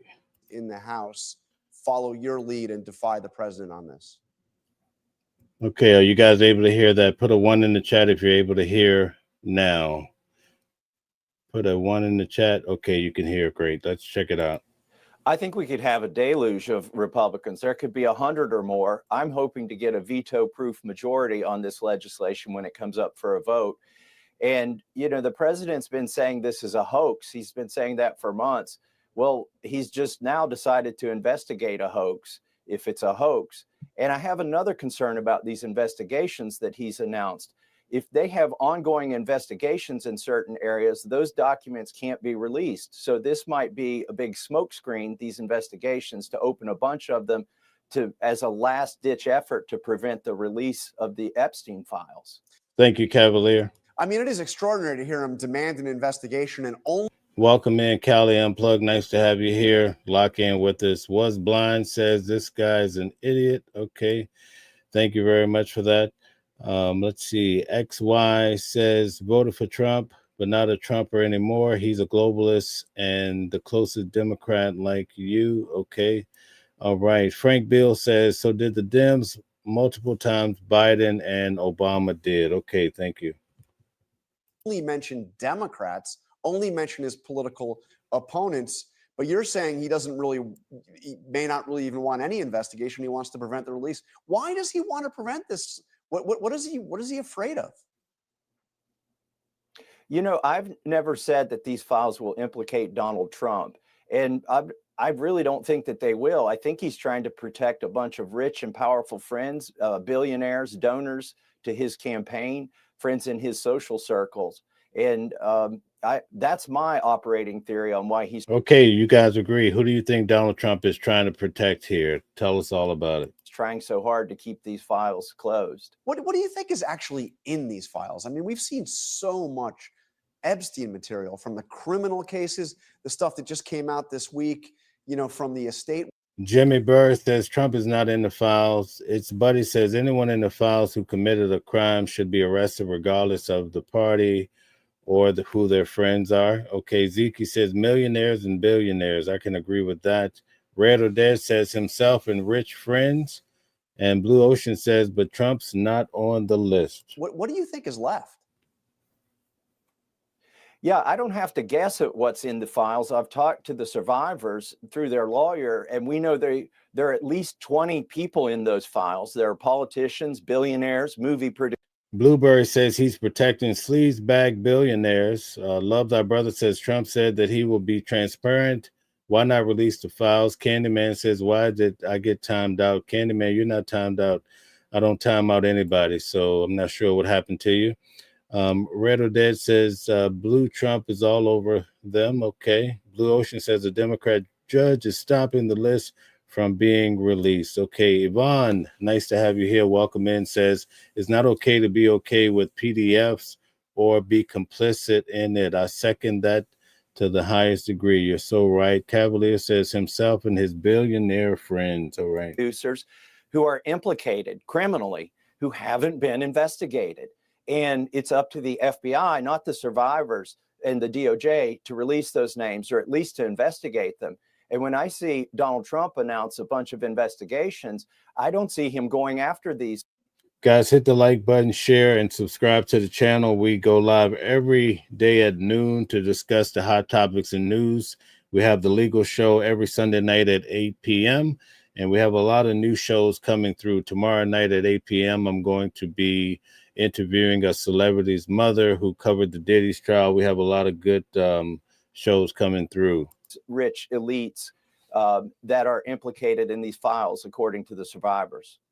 The president has gone after you in some deeply personal ways. I mean, attacking you over and over again, even attacking you for regarding your wedding, your recent wedding, which, by the way, congratulations. What do you make of all that? And he's obviously supporting your primary opponents. I mean, what kind of retribution are you facing? You know, my wife told me, she said, I told you so. We should have invited Donald Trump. He's mad that he didn't get an invitation. So we're taking it with a grain of salt. He's being a bully, or trying to be a bully. And they're trying to. Okay, James Nichols says whoever is trying to protect is doing the opposite to his image. The longer he obstructs the public, the more he will. Okay, very good. Teresa says all the financial crimes are in the files. Leon Black. Okay, Motor Scooter says those files will never be released without being highly sanitized. Okay, Danica Ryder says, so which judge is going to block the release this time? Exactly. It's Buddy says, how many child traffickers does he have to be close partners with before we know he is guilty too? Okay. Jonah Tackett says the Republican Party will be set backwards for 50 years if the dirt comes out. Oh, what a shame. Thank you very much. Beat me here in Okay, Jimmy Burris, thank you for the super chat. I appreciate that very much. Says, why didn't the Biden administration release the files they had for 4 years, correct? If Trump was in them, surely they would have. Make it make sense. What a great point. Thank you very much. Kentucky. But here's what's interesting. The people financing this campaign consist completely of 3 billionaires, and they're all in the Epstein class. In fact, one of them is named in Epstein's phone book, not the secret files that the FBI is keeping, but in Epstein's phone book. So it's a small world. Dogs don't bark at parked cars, and we are winning. I'm not tired of winning yet, but we are winning. And not only the speaker, but the attorney general, the FBI director, and the president himself and the vice. Okay, Candyman makes a very strong point here. I think everybody should do well to check it out, and I can no longer see it. I'm not sure why. Okay. Epstein investigation files have gone through 5 presidents, so who are we really going to blame for cover-up? Great point. Cavalier says Jimmy Burris because they were still under investigation. JDP says like, share, and subscribe to the channel. Turn on your notifications. Greg Chambers says plus he was impeached twice. Oh my. Eric Nickerson says thank you to Jimmy Burris. Red or Dead says Maxwell was still trying to overturn her case. That's why Biden didn't release them. Trump can now. Thank you, Red or Dead, for giving us that hard facts. That's the real facts. President, they're taking a big loss this week because after months of fighting, I am winning this week with Ro Khanna. We're forcing this vote, and it's going to happen. I would remind my Republican colleagues who are deciding how to vote, Donald Trump can protect you in red districts right now by giving you an endorsement. But in 2030, he's not going to be the president, and you will have voted to protect pedophiles if you don't vote to release these files, and the president can't protect you then. This vote, the record of this vote, will last longer than Donald Trump's presidency. Now, I've talked to Senate leadership who tell me that this is almost certainly not even going to be brought up for a vote in the Senate. What's your... Okay, Jaded American says, if you think this was just 5 presidents, you need to think 70 to 80 years. Thank you for that. Jason Ruder says Democrats are pathetic. Motor Scooter says Biden and his attorney general were weak as water. If they had done their job, we wouldn't be in this predicament. Okay. All right. Mike says the Democrats, and welcome back, Mike, says the Democrats will never accept Trump not being guilty of something in those files. Okay. So we're going to move on. We're going to talk about somebody that's near and dear to the Republicans' heart. She goes by the name of Green Marjorie. So let's see what she has to say. Obviously, any threats to your safety are completely unacceptable. But we have seen these kinds of attacks or criticism from the president at other people.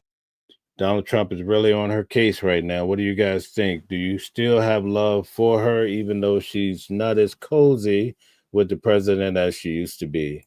It's not new. And with respect, I haven't heard you speak out about it until it was directed at you. Dana, I think that's fair criticism. And I would like to say humbly, I'm sorry for taking part in the toxic politics. It's very bad for our country. I should say she has changed tremendously than when she first got involved in politics. It's Buddy says, no, I don't like the grifter and thief. Okay, you think that about Donald Trump. Okay. Grusley says MAGA is hateful cult full of PDF protectors. Okay, all right. Red or Dead says it's not about Trump, it's about people violating kids. What the freak? MAGA is sick. Okay. Motor Scooter says hell no. Jimmy Burris says was Kamala elected in the primary? Okay. Brian Cantrell says another station with fake news. Okay, yes indeed. Jaded American says, I'm conservative woman and I never did like MTG. Okay. Bordeaux is holding us down and holding us together as always. Nick says Kamala was at Epstein's too. Oh my, what was she doing? MG says Repubs too busy blaming and trying to point the finger at anyone else We don't care. They all need to go to jail. Wow. If they do in those files, Repubs don't say that. Okay. Mike says Donald Trump can always pardon himself for anything that might happen in the future, just like Biden did for his son. Oh, Biden. And it's been something I've thought about a lot, especially since Charlie Kirk was assassinated, is that I'm only responsible for myself and my own words and actions. And I am committed, and I've been working on this a lot lately, to put down the knives in politics. I really just want to see people be kind to one another. And we need to figure out a new path forward that is focused on the American people, because as Americans, she sounds like she's about to run for president. What do you guys think? Would you vote for her? Maybe she'll be in the pot for 2020 against J.D. Vance, or against who? I heard Kamala Harris is running again, right? What do you think about that? Another billion going toward her campaign, perhaps even? no matter what side of the aisle we're on, we have far more in common than we have differences. Yeah. And we need to be able to respect each other with our disagreements. Okay, so she said we need to respect each other with our disagreements. What a great way to end that video. I could agree with that. So what do you guys think in regards to what's happening in the Republican Party? You see the guy, Nick Fuentes. I think he's going very strongly against Donald Trump, and he has a lot of pull from what I can see. I'm intrigued to know what you guys would think about him. And also Tucker Carlson, I think he's backed this guy. And also you see Candace Owens, she's taking a different stance when it comes to Donald Trump, and also on Israel. A lot of these individuals are turning, and they have a different approach when it comes to Israel. Okay, Shelley says, of course, they're going to blame Trump just like they blame him for everything else. People need to get a life. Okay. Red or Dead says, F the white supremacists. Okay. Nick says, I mean, she did make a complete ass out of herself. Okay. Motor Scooter says, MTG is full of it. If you believe her, you're a fool. Okay. I don't think anybody necessarily believe strongly any politician these days. Okay. Jaded American says, Candace Owens is a grifter. Okay. I think I can understand the position you're coming from. And what do you think about her position when it comes to this whole lawsuit? Isn't that something? It looks like there may be some truth to some of her claims, although I thought Candace Owens was really off her rocker. It looks like there may be a little bit of there. I'm not too sure. Brian Cantrell says, remember, Israel is God's chosen. So, Brian, is Israel God's chosen? Are you talking about the Israel today? Or are you talking about the Israel in the Bible? Or are you saying they're one and the same? I would be very interested in knowing your position on that. Robert Torres says MAGA is turning on Trump and Israel first traitor. Okay, Donald Trump seems to be holding to his own position, though. He doesn't seem to be swayed by Israel. At least I think he can make his own decisions, although I'm not totally sure. It's Buddy says he's brainwashed this country. My own family is now thinks all Democrats are evil and support communism. We can't even have a difference of opinion anymore. Well, we try to have a meeting of the minds here when we do come together for our brief moments in time where we have our chats, and we try to not do a lot of name calling, but try to come to some reasonable meet in the highway. Red or Dead says Candace Owens is a man. Oh my. Okay, Stick says it's real amazing how many will get on here and tell lies, knowing that they are telling lies. Okay, which lies specifically are you referring to, Stick? Break it down for us. Okay. Majorna says the corporation known as the United States. Okay. Jim Green says Trump hole. Okay, not sure what that means. J66 says, I'm sick of our country funding other government programs in other countries. Israel has free health care, colleges, and a full military on the USA dime. And I think that's the reason why a lot of people are upset with Israel, because they feel like the American people are taking a second back seat when it comes to Israel, who's receiving so much support. And that's the changing constant that we see here, especially when it comes to Israel, and why the American people are pushing back, including Candace Owens and Tucker Carlson, probably even Alex Jones, so many more. Nick says Trump can't take a shit without going to court. Oh my. Edwin Henry says, Nick, you are correct. Okay, most highly successful people have sold out to the darkness, regardless of what political side they stand on. They're all out to enrich themselves. Check out. Okay, thank you for that comment. Guys, please hit the like button, share, and subscribe while you're here. Come back and hang out with us sometimes. You can turn on your notifications. We go live every day at noon. We also have legal shows. We have we have a law professor. Her name is Candace Kelly. She'll be on here more, breaking down the law. We're going to be covering the case from inside the courtroom of Luigi Mangione. So that's going to be a really big case coming up. I'll be in court on December the 1st for a hearing, and then the trial starts January the 9th. I'll be covering that case. I'll also in December be flying down to Texas to cover Carmelo Anthony. He's a young black guy who stabbed a young white guy in the heart. And I say black, white, so you guys can understand this case has a lot of racial tension. So it's definitely a case a lot of people will be interested in. And I'll be covering it, bringing you guys back the news every day on the case as well. Red or Dead says Trump shouldn't try and flush the documents. Okay. The Mobius says Trump won 2,700 counties versus 500 all swing states and the popular vote. Okay, no doubt about it. He won big, especially going up against Kamala. Jaded American says everyone needs to stop spreading their political stance around. It's a private thing. Okay. Do you think that would help people to get along and act civilized better than what we see? Okay. M. Joyner says mandatory service in the military in Israel. Okay. Eric Nickerson, our great reporter, says please hit the like button. Thank you guys for all the support. All right. Irena Rain says not the same.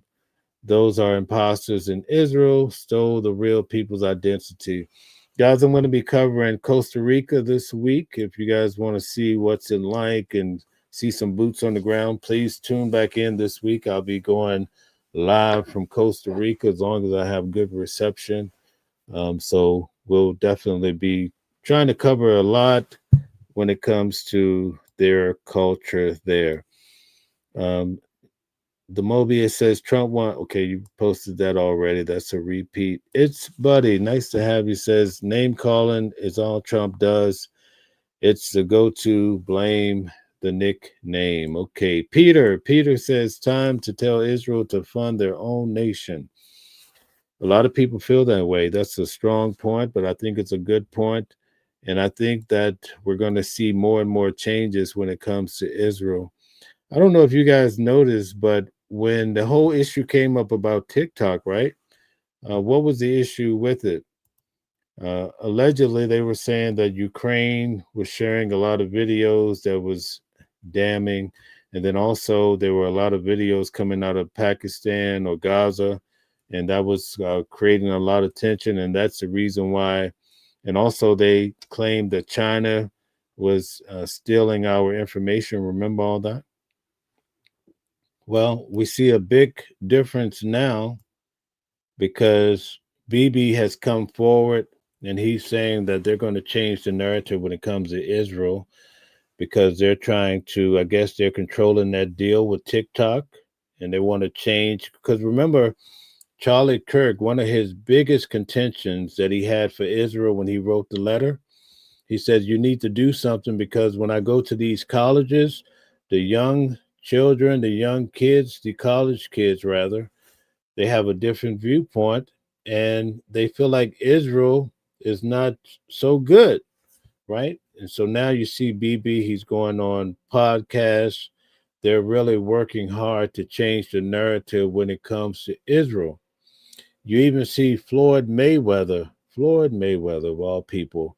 He's over in Israel, talking about how he loves Israel so much and he'll always fight for Israel. So they're working hard to change the way the young people view Israel. Now, will that work? Well, we don't know that yet. But what I will tell you is that Candace Owen, it's nothing to go on her live and she have 125,000 people. Then you see Tucker Carlson, he's making his rounds. You see Nick Fuentes, who's actually going against Trump, and he also talks about Israel. So they're really taking on a lot of heat when it comes to everyday people.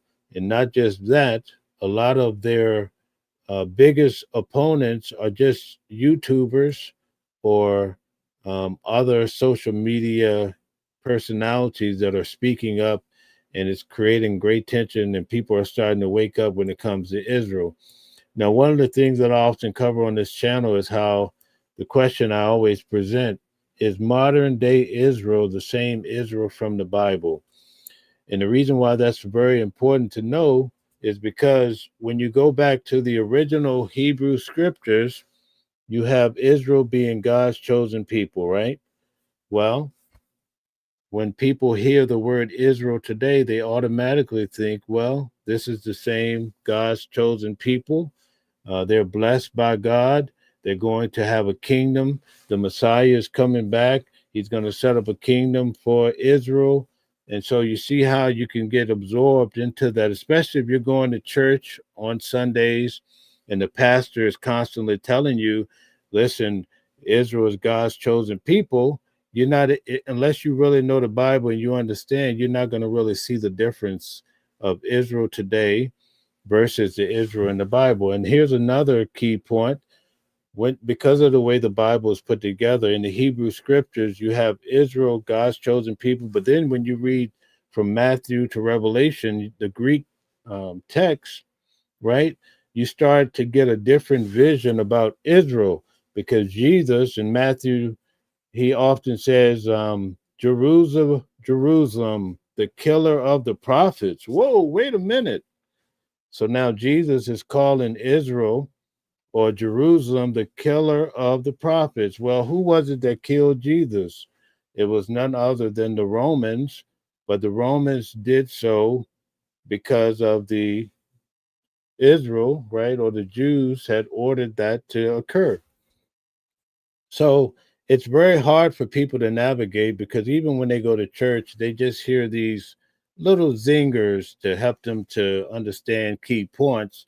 But when it comes to understanding the Bible as a whole, because people don't really read it in its entirety and understand, then it leaves you handicapped in certain instances, because then you're just thinking, oh, I see all these things happening with Israel today. Now, let me tell you what happened here in New York, because when I was covering Diddy trial and I was going to the courthouse every day, I saw the Palestinians, people from Gaza, out in the Manhattan Square, and they were shoulder to shoulder with Jews. And I'm like, well, how is this be? How do you have the Jews and the Gazans, Palestinians, and they have all these signs, free Palestine? Well, recently they came out with a video, and the actual Jews, the local Jews in Brooklyn, were saying, listen, we don't stand behind the state of Israel that you see. We're not behind all of the horror that you see occurring over there.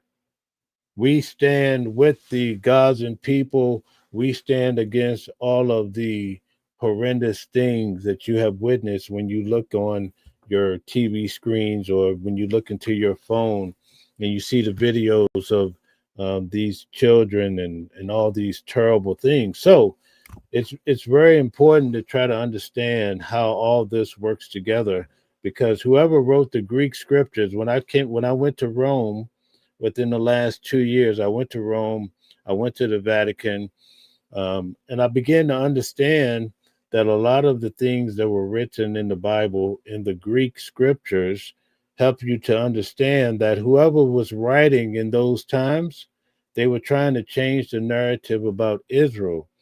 For one thing, they were fulfilling prophecies. Prophecies were being fulfilled within the Greek scriptures. But also the writers of the Greek scriptures were also changing the narrative on Israel and reiterating that. Notice how Jesus would call the individuals, these Jews, calls them offsprings of vipers. Whoa! Why is Jesus calling them offspring of vipers? Why is he calling God's chosen people that? So when you get the full picture, it'll help people understand the Israel that we see today. And they're doing a really good foot game at trying to change the narrative, just like Charlie Kirk told them to do. Let me get to a few of the comments. I'll see if anybody have any questions before I move on. I try to keep this on news, but we always seem to get into some. Yes, that's right. Brood of vipers. Good job, Bordeaux. Shout out to you. You're preaching today. I love it. Zenith says, you're so misinformed. Okay, break it down. Give me what your misinformed information is. Mike says, just look at what all the colleges allowed go on against Jewish kids. They turned the radicals loose on them and denied it. Okay. I love it when you guys debate, but when you debate, come back with your points. Don't just say you're wrong. Break it down so we can get to it, okay? All right. Brian Cantrell says, male Israelites from Exodus. Exactly. Good point. Stick says, God is good. God is great. May the good Lord bless and keep us safe. All right. Is that your prayer for tonight? Kankernip says, Trump was president when Epstein got his sweetheart deal. Wake up. Okay. He was also president when I believe Epstein left up out of here too. All right. So let's see here. If anybody else have any more comments. Boss Gamer says, but no one blame all Jews or all anyone. It's always a section of people that choose to follow evil and try to bring down others with them. Okay, great point. Nice to have you here. Hit the like button, share, subscribe, hit the notifications, come back. We have these discussions all the time. Red or Dead says, we're not anti-Semitic. We're anti-Israeli government killing kids. Oh, my. What a great expression. And that's exactly what the Jews in Brooklyn was trying to express to the people on the news. Okay, BJ is back. Says China, Putin, and Korea have been meeting with the head of Venezuela, and they want to put nuclear weapons there that can reach us. This is defensive move. Plus, drugs are killing our kids. Thank you for that valuable insight. Sounds very plausible. So thank you for that. One Average Joe says, what about the Christians being murdered in Africa? Great point. What about the women abused in all the Muslim countries? Do you care about them, or do you just want to hate on the Jews? Nobody's hating on the Jews. That's not a hate of the Jews. That's a misconception when people just come in talking about, oh, you're hating on the Jews, when we're just stating what's in the Bible. Like, where do you get that from? You have to be more accurate, and you have to be here for a while to come to a real conclusion about what the message is. You just can't come in and hear just a little snippet and come to a great conclusion. But anyway, the Christians, we did a whole segment within the last week about the Christians in Africa and how Donald Trump says he wants to go in with guns ablazing if they don't stop killing the Christians over there. So, and we also talk about Muslims. We talk about everything. So you just have to stick around long enough to know what we really do.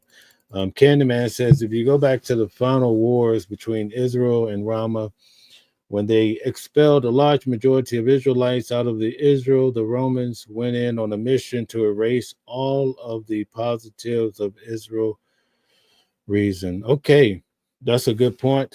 I'm with you on that one. That's awesome. Great job, Candyman. Mio Landy says, anyone who still defends Trump is a PDF protector. Okay, Candyman says, you see scripture change from Old Testament and New Testament. Exactly. That's a great point. That's the point I was making. You see such a great, even the posture of God is different in the Hebrew scriptures versus the Greek scriptures. And it also affects whether or not you see Jesus as being God or if you see Jesus as being the Son of God. So some people, depending on where they sit in their walk of Christianity or what have you, it would influence how you see Jesus, right? I think that's a understandable concept. Steve Raderick says if Trump was guilty, Biden would have found it. They have been investigating him for years. Okay, great point. Okay. Meow Landy says Israel does no Jews. A lot of Jews are very angry with Israel. Great point. That's exactly what I was saying. Okay. Eric says, great show tonight. Yes, indeed. Jimmy Burr says it's a historically accurate book proven by science and genealogy. The Bible is the only way. Basic instructions before leaving Earth. Read it. Okay. Thank you for your comment. Lisa Golden says Jew and Jewish are two different things. Okay. Lisa, feel free to break it down for those in the audience who may not know. Brian Cantrell says, Mel, I will catch you at noon while fishing on my boat. All right. Be safe out there and catch all the big ones. All right. Dennis says, ha, ha, ha. Okay. Crappy point. Not sure what point that was. And Too Deep says, I like to see more attention towards we the people in the streets and how to be more prosperous for the families rather than how rich folks party behind doors. Okay. All right. Good point. Dennis says the files were court sealed. Okay. Jimmy Burr says there are Jews and Christian Jews. I believe one or two other Jew religions as well. Yes. Judeo-Christians is what they're formally called, and there's other aspects of it as well. All right, so we have a lot of comments rolling through. Zach Davis, guys, please hit the like button, share, and subscribe. Come back and have these discussions with us. If you don't agree, feel free to come up and talk about it. I welcome each and every one of you guys. If you want to come up and have some civilized conversation, let's go for it. Iron sharpens iron. So I'm pretty sure Brian Cantrell would second that one. Let's see here. Meow Lanny says, please read Kate Johnson versus Donald Trump and versus Epstein. She discusses how they violated her at 13 and slapped and punched her. Oh my goodness. What a terrible thing if true. JDP says, like, share, and subscribe, and turn on your notifications to be notified of the upcoming shows. All right. We have a lot of shows in store. In fact, tomorrow at noon we'll be on. Jimmy Burr says, let's all pray for J66. He, she needs it. Okay. I didn't get to read what the issue is, but if you want to expound upon it, feel free to do so. All right. We're just going to do a few more comments and then we're going to wrap up. I'm starting to lose my voice. James says, I'm trying to understand the point you're making. Yes, Greek scriptures has changed the narrative on Hebrew scriptures, but which scriptures do we take as true? Okay. That's a good point, and that's a long answer. Yeah, that's a very long, we could do a whole show on that one. So let me do this. I'll do a show on that, but I would like to think that you would be here. Send me your email me. I'll make sure you're here for that show, and we'll do a breakdown because there seems to be a lot of interest when it comes to the Bible.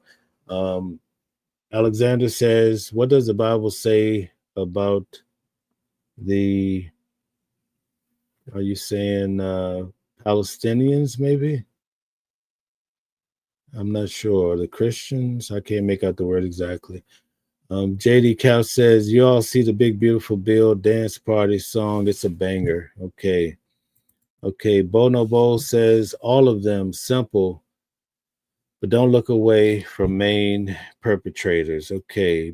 Brian Cantrell says, Satan, you say, you know, according to that, that's a bad place to go. Holler at him, but I rebuked him already and I will pray for you. Okay, so I'm not sure what's going on there in regards to Satan. SC says Trump is the greatest president ever. A lot of people have been saying that tonight. Miolani says, I am so relieved to see more GOP supporters are understanding the damage of Trump has caused to the U.S. Okay. JD's Couch says, Bubba. Yes, indeed. We talked about Bubba tonight. Bubba and Donald Trump. There's a narrative going around about the two of them. SC says, we could do a whole show on the fact that you are a bullshit artist. Okay, thank you. Nice to have your comment. It's very easy to make those type of comments, but you have to have some type of substance. So we like to know what your angle is. Matrix says, from personal experience, and you know, that's the negativity. We get a lot of that, but it's almost a reflection of the person that's saying it. And sometimes my heart go out to people that speak like that, who know nothing about me, probably the first time I'm seeing the individual, and they come in with such a negative spin, like, what's wrong with your day? What's going on in your life that you have to go around talking to people like that? You know what I'm saying? Like, what's wrong? You need a hug? I mean, we're here for you. Matrix says, from personal experience, news don't respect African nor African Americans. Okay, good point, Matrix. Nice to have you. Candyman says, hey, Mel, did anything ever come out of the FBI investigation of those cops in the South that were arrested? Haven't seen anything yet in regards to that, but I definitely will. Let me start that here. And let me do some research to see if we learned anything more about it. J66 says, I view the Bible as a fantasy book with the following and a whole lot of harming children within the churches to the point of having their own insurance industry for it. Okay, great expression, J66. Thank you for breaking that down and giving us your personal viewpoint. JD's Couch says, SC, make America. Oh my goodness. All right, we'll leave SC alone. It seems to be having a rough day. Jimmy Burr says the original Bible wasn't even Hebrew. If you do your research, it was Hebrew and Arabic, I believe. Okay, thank you for your expression. Matrix says news. Okay, Lisa Golden says, by the way, Trump going to destroy America economy with tariff, food, rent, and cost of living will be 5 times the current price. Okay, thank you. Sandman says, because the devil is a Democrat. Okay. Joyful Seville says, in the Bible, the Jews didn't receive our Lord Jesus Christ and were Gentiles, heard the word, they were thirsty and hunger for the word. Good point, Joyful 7. That is definitely in the Bible, especially toward the Gentiles. I could really get into that too, but I just don't have the amount of time needed. It was the Apostle Paul that really pushed for the Gentiles. When Jesus died, if you really read the Gospels, Jesus says, he only came for those of the lost tribe of Israel. He says that, I think there's at least 3 times he makes that statement. I've only come for the lost tribe of Israel. Why is he saying that? It wasn't until after his death that he came back, and Mark was the first. Most Bible scholars think that Mark was written first, and in Mark he comes back and he says, go preach the good news to every creature. But before that, in most of the references he made, he says, go preach to those of the house of Israel, the lost tribe of Israel. Okay, James says, thank you. Where do I email you? I see you on the first time. I like your objectives. Hashem bless you. James, I'll have someone, because one of the moderators put the email address in, and we could definitely pick up the conversation. Thank you so much.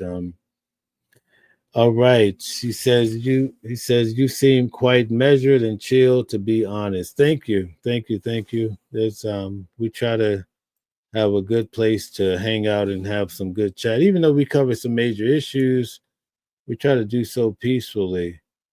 Okay.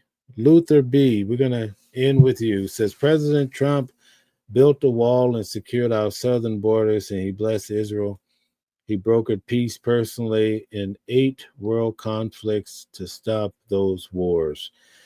Okay, great point. I have no objection to anything you said. Okay, Jimmy Burris, thank you for the super chat. Says, love your demeanor, brother. Cool and calm. We'll tune in again. All right, nice to have you here. I want to make sure I didn't miss. Okay, we have so many different comments. All right, so what should we end on today? Somebody want to tell us what should we end on?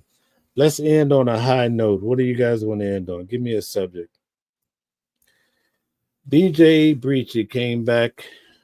I'm glad you are with us. Nice having you. He wanted them to preach to the lost. Okay.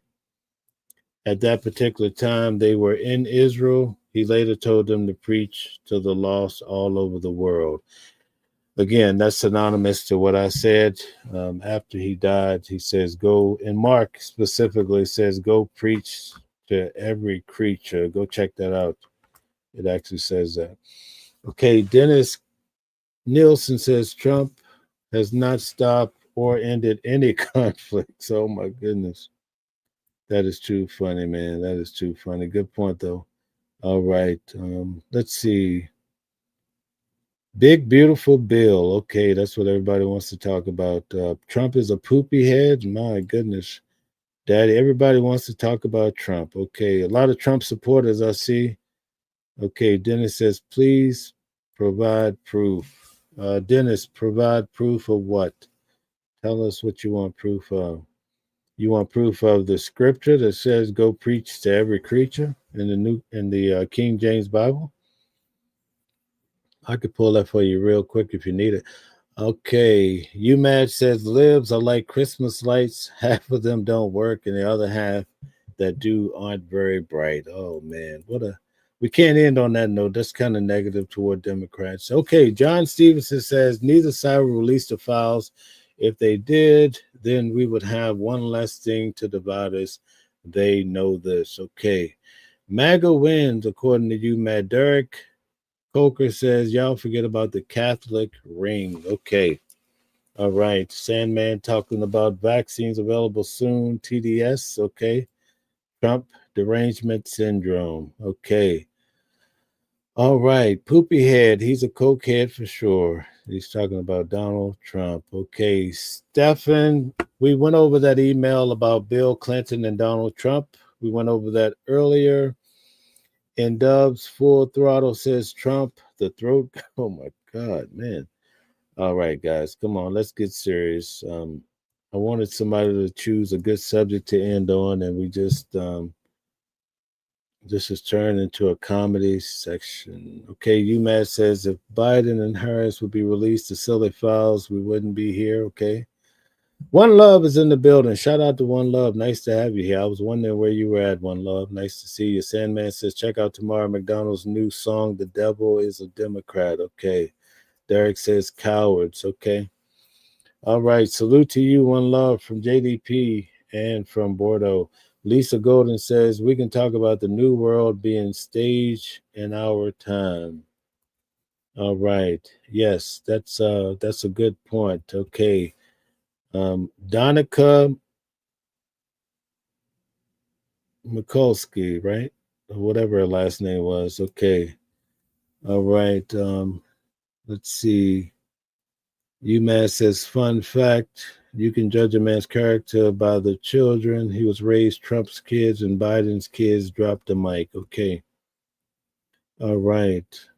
Okay. UMass says, blessed are the peacemakers, for they shall be sons of God. Okay. Now that's a good point. We want to keep peace, right? There's enough negativity in the world, so it's nice to see that. Okay.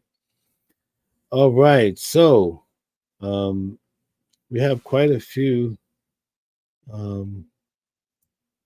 Let's see. John Stevenson says, why would we believe anything that Epstein says in the email to anyone? Okay. All right. Derek Coker says Trump raised a pile of grifters. Okay. All right.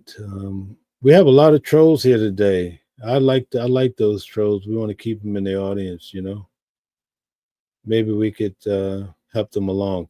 JD's Couch says, oh, well, yeah, we don't want to talk about Lewinsky. Yeah, that's right, Lewinsky. That was her last name.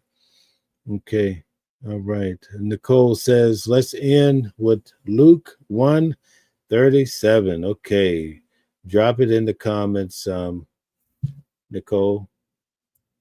Put it in the comments. Okay, here we go. All things are possible with God, even unity. Okay, well, maybe we can get some unity here tonight, right?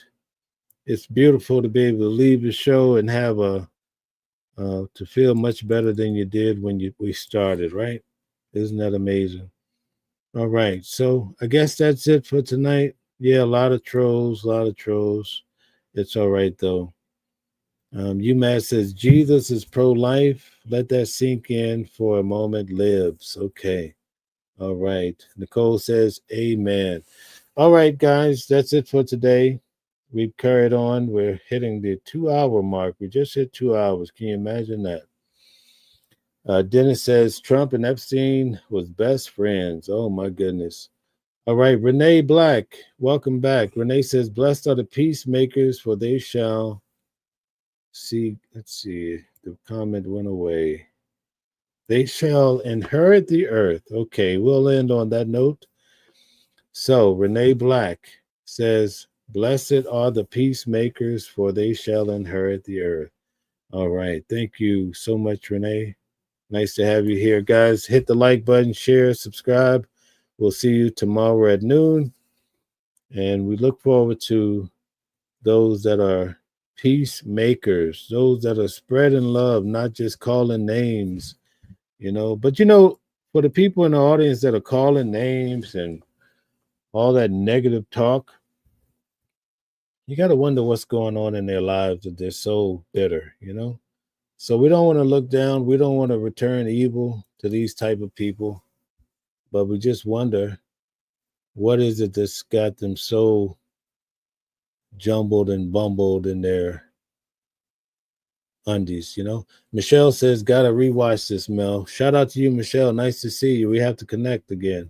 John Stevenson says, does the justice system really seek the truth? Okay. All right. Very good. Let's see here. All right. We'll put them on time out. Okay. All right. Very good. I guess that's it. Let's see. TDS is life sentence. Sandman says, JD's What's a Woman? Talking about JD Vance, maybe? Not sure. Okay. Meow Landy says, if you support Trump still, you are a PDF supporter straight up. Okay. Sandman says, and we a cult. Okay. Not sure what cult that is. All right. All right, very good. Thank you to all the moderators that tuned in tonight to help us. JDP is still at it. She says, like, share, subscribe, and turn on your notification. We had thousands of people come through tonight. I appreciate all the support. We have so much good quality interviews coming through starting tomorrow night at 8 p.m. You're going to really like to hear from the person that we have in store. A nice surprise for you. Her son is on the biggest podcast on the internet, so I'll let her explain all that to you guys tomorrow night. Renee Black says, God bless you, brother. God bless you too, Renee. Shout out to you. Queen's Flip's mother will be here tomorrow. So she covered Diddy's trial. For those who may know who Queen's Flip is, his mother will be here tomorrow. So looking forward to her show. And JDP, not sure what that's about. If people are being negative, don't even sweat the technique, I'm sorry people are being so rude. BJ says there's obviously a lot of mental illness in the world, and I wish them the best. Yeah, they need help really bad. Zeke says, what kind of Christian marries a Hindu? Okay, well, he's trying to convert her to a Christian, so he's made that very clear. Okay. All right. All right. Let's see. Transform invading women's. Okay. All right. So, yeah, guys, let's not be brutal to each other like that. And I guess that didn't mean anything toward. Okay. All right. I just want to make sure we're being not spreading hate. That's right, Renee. No need to spread hate. All right. Good night, everybody. Thank you for tuning in. We'll see you tomorrow at noon, and also tomorrow night at 8 p.m. We have a show in store. And thank you kindly. And please, let's try to not be so aggressive and call in names and all that type of stuff. There's no need for that. Good night, everyone. Different voices, but the same song. Living a world where we all belong. Kindness leading the way, breaking the chains. In the symphony of love, the thing remains. Embracing diversity, brighter days in sight.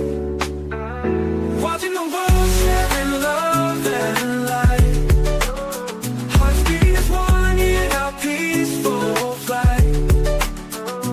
Colors of harmony, painting the night. United we stand in love's pure might.